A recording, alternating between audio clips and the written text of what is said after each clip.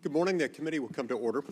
We'll hear today from Secretary Wright, the Secretary of Energy, as we discuss the fiscal year 2026 budget for the U.S. Department of Energy. Welcome, Mr. Secretary, and thank you for meeting with us today. When we last saw you before the committee back in January, you were then President Trump's nominee to lead the Department of Energy. You're now 5 months into that role, and you're already delivering results. Congratulations on that.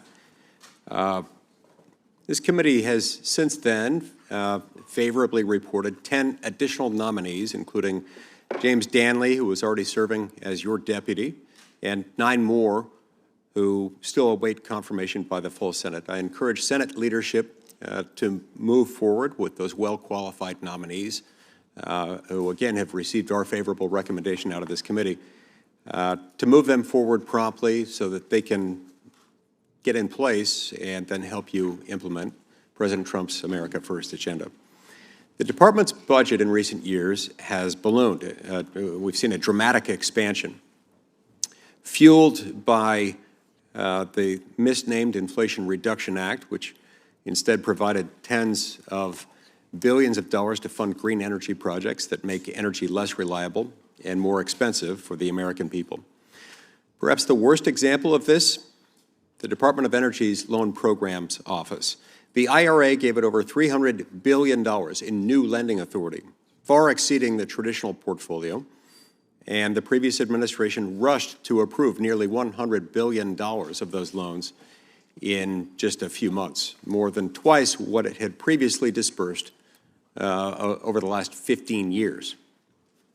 So I want to commend you, Mr. Secretary, for taking strong action to protect taxpayers' dollars, including by canceling nearly $4 billion in funding for worthless IRA projects that were rushed out the door hastily under dark of night between Election Day and President Trump's inauguration.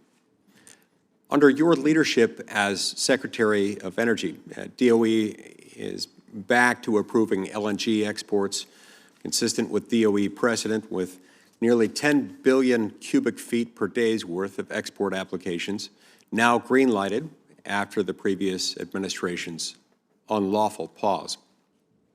Your department's also addressing, in meaningful ways, growing grid reliability issues, crises caused by issuing numerous 202C orders to keep baseload generation online during the most stressed months, helping to avoid blackouts and keeping energy prices stable for Americans all across the country.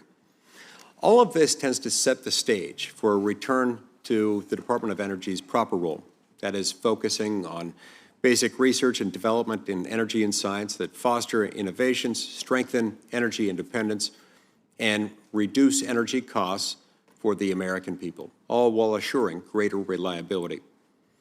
I look forward to hearing from you today, and in particular, hearing how you plan to continue strengthening oversight, discipline, and accountability within your department, and how you'll manage programs like the Loan Programs Office, the science labs, and new transmission initiatives in a way that will protect taxpayers, strengthen our energy independence, and serve the best interests of the American people. So again, welcome, Mr. Secretary, and I'd now like to recognize Senator Heinrich, the ranking member, for his opening statement.